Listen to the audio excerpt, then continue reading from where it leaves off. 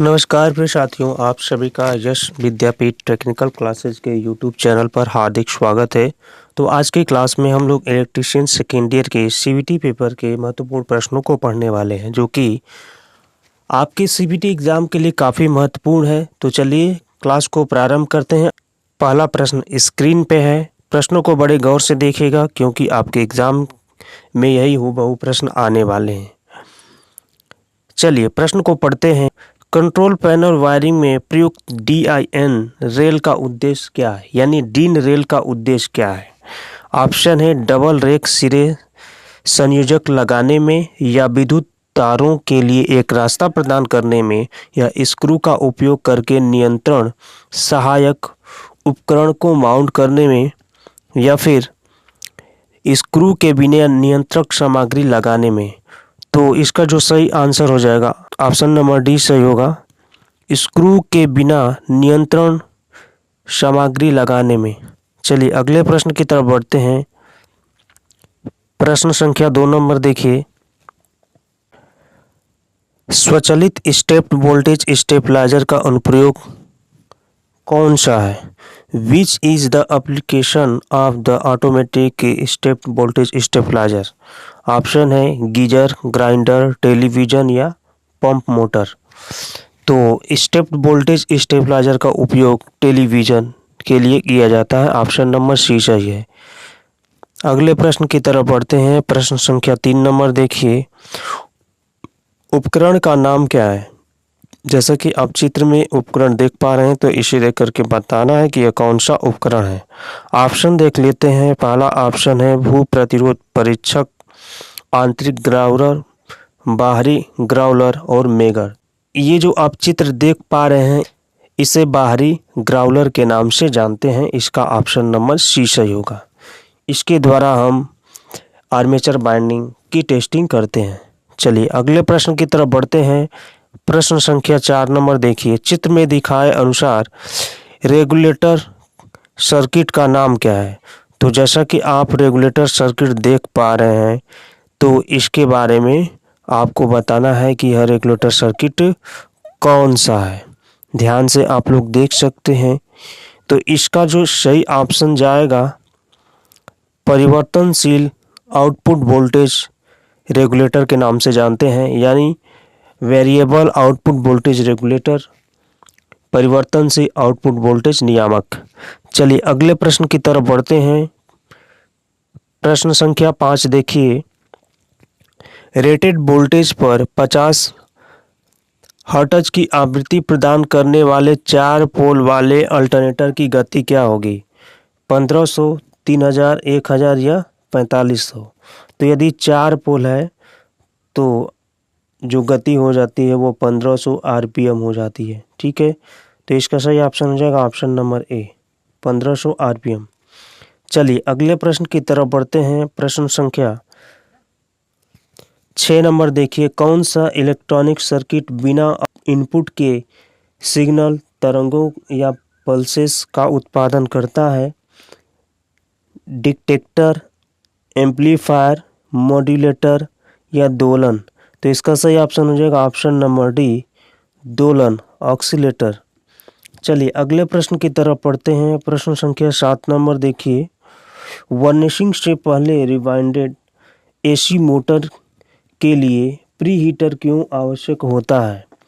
तो रिवाइंडिंग में नमी सुखाने के लिए, या इंसुलेशन प्रतिरोध का मान कम करने के लिए, या वाइंडिंग के वर्निश को जल्दी सुखाने के लिए, या वाइंडिंग में वर्निश आसान प्रवाह करने के लिए। तो इसका सही ऑप्शन हो जाएगा ऑप्शन नंबर ए, बाइंडिंग में नमी को सुखाने के लिए। जब बाइंडिंग किया जाता है तो कुछ उसमें नमियाँ रह जाती हैं, या फिर लंबे समय तक यदि आप मोटर को रख देते हैं तो इसमें नमी आ जाती है। तो शॉर्ट सर्किट न हो, इसके लिए क्या किया जाता है, बाइंडिंग की नमी को सुखाया जाता है। इसके लिए प्री हीटर का उपयोग किया जाता है। तो इसका ऑप्शन नंबर ए सही होगा। चलिए अगले प्रश्न की तरफ बढ़ते हैं। प्रश्न संख्या 8 नंबर देखिए। किस उपकरण में बहुत अधिक इनपुट प्रतिबाधा, कम शोर निर्गत, अच्छा रैखिकता और कम अंतर इलेक्ट्रोड क्षमता है। ऑप्शन है NPN ट्रांजिस्टर, या PNPN ट्रांजिस्टर, या फील्ड इफेक्ट ट्रांजिस्टर, या यूनी जंक्शन ट्रांजिस्टर। तो इसका सही ऑप्शन हो जाएगा option number C, field effect transistor. तो फील्ड इफेक्ट ट्रांजिस्टर एक ऐसा उपकरण है जिसमें बहुत ही अधिक इनपुट प्रतिबाधा, कम शोर का आउटपुट और अच्छा रैखिकता और कम अंतर इलेक्ट्रोड क्षमता होती है। चलिए अगले प्रश्न की तरफ बढ़ते हैं। प्रश्न संख्या 9 नंबर देखिए, कंट्रोल पैनल वायरिंग में उपयोग किए जाने वाले कंट्रोल ट्रांसफार्मर का उद्देश्य क्या है? ऑप्शन है निरंतर आपूर्ति वोल्टेज बनाए रखने के लिए, या फिर सहायक सर्किट को बिजली की आपूर्ति करने के लिए, या फिर मोटर सर्किट को बिजली की आपूर्ति करने के लिए, या विद्युत सर्किट की आपूर्ति करने के लिए। तो इसका जो सही ऑप्शन जाएगा ऑप्शन नंबर बी जाएगा, सहायक सर्किट को बिजली की आपूर्ति करने के लिए। तो कंट्रोल वायरिंग में हम 220 वोल्ट की सप्लाई अलग से देते हैं जिससे कि कंट्रोल करते हैं। चलिए अगले प्रश्न की तरफ बढ़ते हैं। प्रश्न संख्या 10 नंबर देखिए, पैनल बोर्ड असेंबली में किस उपकरण से बचा जाता है? संकेत, दीपक, या पुश बटन स्विच, या सेंसर, या विलगित स्विच। तो पैनल बोर्ड असेंबली में सेंसर का यूज नहीं किया जाता है। ठीक है, ऑप्शन नंबर सी सही हो जाएगा। अगले प्रश्न की तरफ बढ़ते हैं। 11 नंबर प्रश्न देखिए, चित्र में दिखाए अनुसार डीसी जनरेटर में एक से चिन्हित भाग का नाम क्या है? तो इस वाले भाग का नाम आपको बताना है। तो इसे क्या हम पोल स्विच बोलेंगे, या ध्रुव कुंडली बोलेंगे, योक बोलेंगे, या पोल कोर बोलेंगे? क्या बोलेंगे? तो इसका सही ऑप्शन जाएगा option number A, pole switch. तो ये वाला जो आप भाग देख रहे हैं इसे हम पोल स्विच के नाम से जानते हैं, और इस वाले भाग को हम पोल के नाम से जानते हैं। ठीक है, तो इसका ऑप्शन नंबर ए सही होगा। चलिए अगले प्रश्न की तरफ बढ़ते हैं। प्रश्न संख्या 12 नंबर देखिए, चित्र में दिखाए अनुसार डीसी जनरेटर के कम्यूटेटर में प्रयुक्त प्रतिरोध तार का उपयोग करने का क्या उद्देश्य है? तो स्थिर अवस्था बनाए रखने के लिए, या वोल्टेज ड्रॉप को कम करने के लिए, या फिर स्थैतिक रूप से प्रेरित ईएमएफ बढ़ाने के लिए, या फिर वर्तमान दिशा को सुचारू उलटफेर करने के लिए। तो सही समय पे करंट की दिशा परिवर्तित हो जाए इसके लिए हम क्या करते हैं, रेजिस्टेंस लगा देते हैं ताकि स्पार्किंग न हो।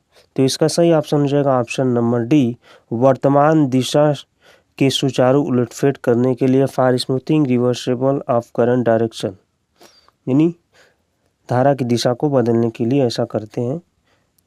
चलिए अगले प्रश्न की तरफ बढ़ते हैं। प्रश्न संख्या 13 नंबर देखिए, 3 कला 36 स्लॉट 12 क्वाइल और 4 पोल स्टेटर बाइंडिंग के लिए स्लॉट के संदर्भ में कला विस्थापन की गणना करना है। तो क्या 8 स्लॉट होंगे, 6 स्लॉट होंगे, 4 स्लॉट होंगे, या 3 स्लॉट होंगे? तो इसका सही ऑप्शन हो जाएगा ऑप्शन नंबर बी, 6 स्लॉट होंगे। ठीक है, इसका सही ऑप्शन हो जाएगा। चलिए अगले प्रश्न की तरफ बढ़ते हैं। प्रश्न संख्या 14 नंबर देखिए, सिंक्रोनस मोटर में भी वक्र द्वारा किसे दर्शाया जाता है? तो भी वक्र तुल्यकालिक मोटर में होता है। ऑप्शन देख लेते हैं, आर्मेचर करंट फील्ड करंट के बीच संबंध बताने के लिए, या लोड करंट पावर फैक्टर के बीच संबंध बताने के लिए, या फील्ड करंट पावर फैक्टर के बीच संबंध बताने के लिए, लागू वोल्टेज या लोड वोल्टेज के बीच संबंध बताने के लिए। तो जो भी वक्र खींचा जाता है इस तरह से, तो इसमें आर्मेचर करंट और फील्ड करंट के बीच के संबंध को दर्शाया जाता है। इसका ऑप्शन नंबर ए सही हो जाएगा। चलिए अगले प्रश्न की तरफ बढ़ते हैं। प्रश्न संख्या 15 नंबर देखिए, वीएफ ड्राइव में आईजीबीटी क्या है? तो आईजीबीटी क्या है? इन्वर्टर स्विच डिवाइस है, या फील्ड सप्लाई स्विच डिवाइस है, या वोल्टेज रेगुलेटर स्विच डिवाइस है, या डीसी बस बार स्विच डिवाइस है? तो इसका सही ऑप्शन ए जाएगा, इन्वर्टर स्विच डिवाइस। चलिए अगले प्रश्न की तरफ बढ़ते हैं। प्रश्न संख्या 16 नंबर देखिए, चित्र में दर्शाए गए प्रतीक का नाम क्या है? तो जैसा कि आप चित्र देख पा रहे हैं, तो ये किसका प्रतीक है? तो लाइटिंग अरेस्टर का है, या अर्थ स्विच का है, या सर्किट ब्रेकर का, या कपलिंग कैपेसिटर का है? तो इसका सही ऑप्शन हो जाएगा ऑप्शन नंबर ए, लाइटिंग अरेस्टर। चलिए अगले प्रश्न की तरफ बढ़ते हैं। प्रश्न संख्या 17 नंबर देखिए, ट्रांजिस्टर ट्रांजिस्टर V2 और V1 में परिवर्तन करते समय कुल टर्न ऑफ टाइम क्या होगा? तो आपको कुल टर्न ऑफ टाइम के बारे में बताना है, जैसा कि आप चित्र देख पा रहे हैं। तो इसका जो सही ऑप्शन हो जाएगा T on equal to T D plus T R. तो ऑप्शन नंबर इसका डी जाएगा। चलिए अगले प्रश्न की तरफ बढ़ते हैं। प्रश्न संख्या 18 नंबर देखिए। अल्टरनेटर के इंसुलेशन प्रतिरोध को मापने के लिए उपयोग किए जाने वाले उपकरण का नाम क्या है? जैसा कि आप ऑप्शन देख पा रहे हैं, तो क्या मेगर बोलेंगे या शंट प्रकार का ओम मीटर बोलेंगे, श्रृंखला प्रकार का ओम मीटर बोलेंगे या मल्टीमीटर बोलेंगे? तो इसका सही ऑप्शन जाएगा ऑप्शन नंबर ए, मेगर। चलिए अगले प्रश्न की तरफ बढ़ते हैं। प्रश्न संख्या 19 नंबर देखिए। किस डीसी मोटर को अलग अलग भार के तहत स्थिर गति से संचालित किया जा सकता है? Series motor, differential short shunt compound motor या differential long shunt compound motor या संचयी लॉन्ग शंट कंपाउंड मोटर? तो इसका सही ऑप्शन जाएगा डी, संचयी लॉन्ग शंट कंपाउंड मोटर। चलिए अगले प्रश्न की तरफ बढ़ते हैं। 20 नंबर प्रश्न देखिए। 3 कला मोटर स्टार्टर के साथ शामिल 2 कार्यात्मक सर्किट क्या है? ऑप्शन है शॉर्ट सर्किट और closed circuit, open circuit, short circuit, नियंत्रण circuit, power circuit, closed circuit या ओपन सर्किट। तो देखिए जो स्टार्टर के लिए जो हम सर्किट उपयोग करते हैं, 2 प्रकार की सर्किट होती है, पहला नियंत्रण सर्किट और दूसरा पावर सर्किट। तो इसका सही ऑप्शन जाएगा ऑप्शन नंबर सी। चलिए अगले प्रश्न की तरफ बढ़ते हैं। प्रश्न संख्या 21 नंबर देखिए। स्लिप रिंग इंडक्शन मोटर का उपयोग करके 3 phase squirrel cage induction motor की गति को नियंत्रित करने के लिए कौन सी विधि लागू की जाती है? ऑप्शन है चेंजिंग अप्लाइड वोल्टेज या changing of the number of pole या कैस्केड ऑपरेशन या फिर चेंजिंग अप्लाइड फ्रीक्वेंसी। तो इसका सही ऑप्शन जाएगा, सबसे अच्छा जो विधि है कैस्केड संचालन है, कैस्केड ऑपरेशन है। चलिए अगले प्रश्न की तरफ बढ़ते हैं। प्रश्न संख्या 21 नंबर को ध्यान से देखिएगा। किस मोटर का यह विशेषता कर्व है जिसका चित्र दिखाया गया है? जैसा कि आप देख पा रहे हैं कि यह जो कर्व है नीचे से धीरे धीरे घट रहा है और फ्लैट मोड की तरफ जा रहा है। ऑप्शन है विभेद यौगिक मोटर या शंट मोटर या श्रेणी मोटर या फिर संचयी यौगिक मोटर। तो इसका जो सही ऑप्शन जाएगा ऑप्शन नंबर डी होगा, संचयी यौगिक मोटर। चलिए अगले प्रश्न की तरफ बढ़ते हैं। प्रश्न संख्या 23 नंबर देखिए। VVVFD का फुल फॉर्म क्या होगा? तो variable voltage variable frequency drive इसका सही उत्तर हो जाएगा, ऑप्शन नंबर इसका बी जाएगा।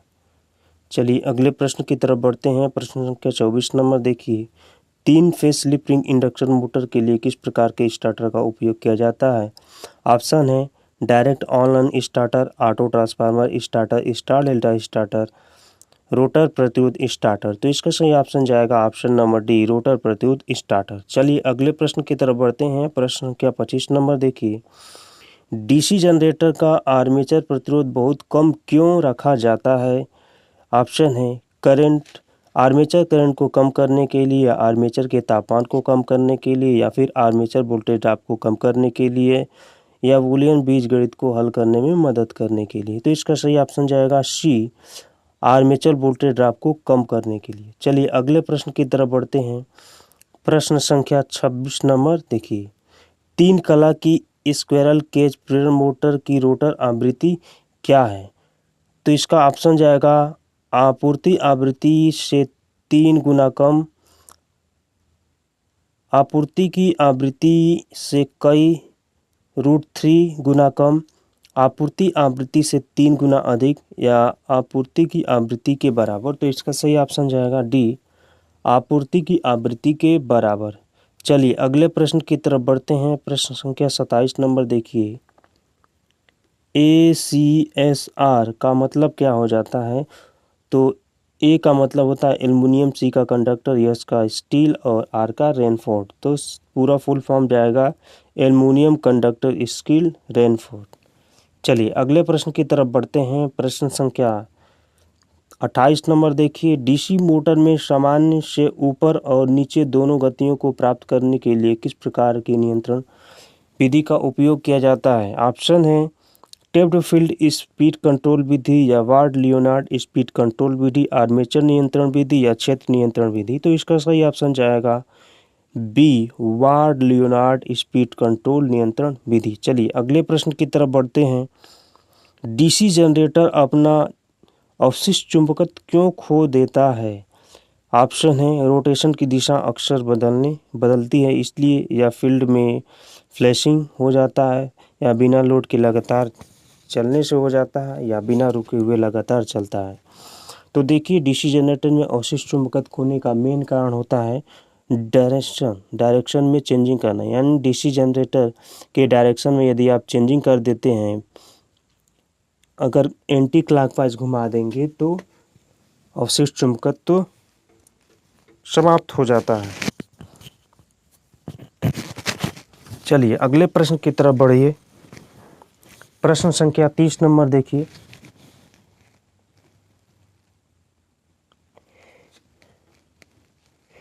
पी टाइप सेमीकंडक्टर बनाने के लिए किस डोपिंग सामग्री का उपयोग किया जाता है? आर्सेनिक, बोरान, एंटीमनी या फास्फोरस। तो इसका बी ऑप्शन जाएगा बोरान। चलिए अगले प्रश्न की तरफ बढ़ते हैं। प्रश्न संख्या 31 नंबर देखिए, ऑपरेशन के मोड के अनुसार किस ड्राइव का वर्गीकरण किया जाता है? समूह ड्राइव, मैनुअल ड्राइव, नियंत्रण ड्यूटी ड्राइव या व्यक्तिगत ड्राइव। तो इसका सही ऑप्शन सी जाएगा कंटिन्यूअस ड्यूटी ड्राइव। चलिए अगले प्रश्न की तरफ बढ़ते हैं। प्रश्न संख्या 32 नंबर देखिए, स्वचालित स्टार डेल्टा स्टार्टर के संचालन के लिए संपर्कों के संचालन का सही क्रम कौन सा है? तो इसका सही ऑप्शन जाएगा ऑप्शन नंबर बी, पहले हम स्टार कॉन्टेक्टर लगाते हैं, फिर इसके बाद मेन कॉन्टेक्टर, इसके बाद टाइमर, इसके बाद डेल्टा कॉन्टेक्टर लगाते हैं। तो इसका बी ऑप्शन होगा। चलिए अगले प्रश्न की तरफ बढ़ते हैं। प्रश्न संख्या 33 नंबर देखिए, यदि किसी अल्टरनेटर से लोड हटा दिया जाए तो वोल्टेज 480 वोल्ट तथा 480 वोल्ट से 660 वोल्ट तक बढ़ जाता है, तो वोल्टेज रेगुलेशन क्या होगा?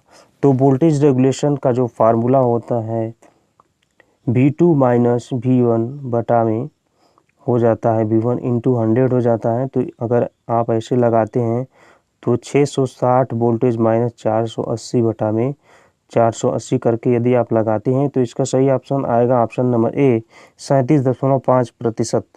तो इसको आप लोग हल कर लीजिएगा। चलिए अगले प्रश्न की तरफ बढ़ते हैं। प्रश्न संख्या 34 नंबर देखिए, चित्र में दर्शाए गए एसी मोटर स्टेटर वाइंडिंग कौन सा है? जैसा कि आप बाल्टी की तरह इसका मुख देख पा रहे हैं, तो इसका जो सही ऑप्शन जाएगा single layer basket winding.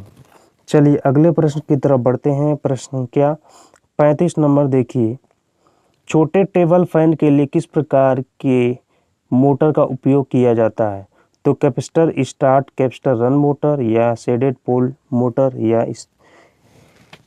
Repulsion motor, या फिर इन्वर्सन मोटर। तो इसका सही ऑप्शन जाएगा option number B, shaded pole motor.